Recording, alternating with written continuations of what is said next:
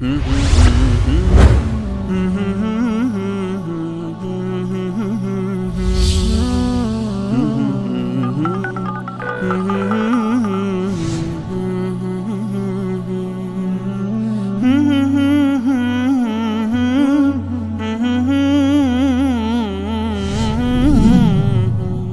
علیکم برای شما رهروان دین اسلام. محمد هستم.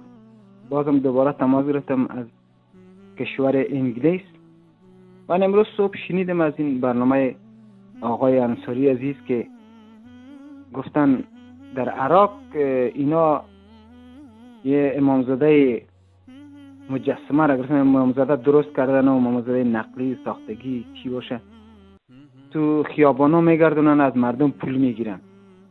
یعنی اینا را کاپی کردن یا از ساختای هندوهای هندوستان که ما در این رفتیم، اونا هم هفته یک بار از این مجسمه‌هاشون روی این چی میذارن، از این چرخا میذارن و میچرخونن تو کوچه ها که مردم بیاد از این درمان طلب کنن و بخشش طلب کنن و یا بعضیا پول پرداخت کنن اونجا. یعنی هر مراد که داشتن از اونا طلب کنن.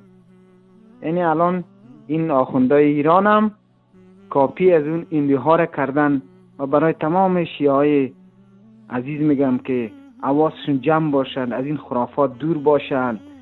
این چه خرافات، باید فکر کنن خودشون که در چی حالت اینا را کشوندن این آخوندهای رازین، یا پولای اینا کجا میرن. یعنی اونا جسمای مرده هستن این امامزاده ها. چطور میتونن اونا برای خودشون نتونست کار کنن، برای شما چی کار کنن؟ چطور میتونن کمک یا دستاورد داشته باشن؟ چرا خود اینا نمیرن به اون امامزاده ها وقتی که مریض میشن یا بیمار میرن در آمریکا و اروپا خودشون تداوی میکنن؟ چرا خود اینا نمیرن؟ عقل شما را دستشون گرفتن این آخوندا. یعنی به این حد رسیدن که تمام ملت ایران چقدر مهندس داره، دکتر داره، یا همشون مثلا دانشگاه را تمام کردن، یعنی 90%شون. از عقلتون خود کار بگیریم که اینا شما رو به چی بازی گرفتن.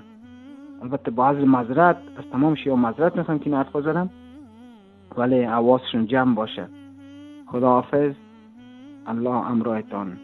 وصال حق و نور.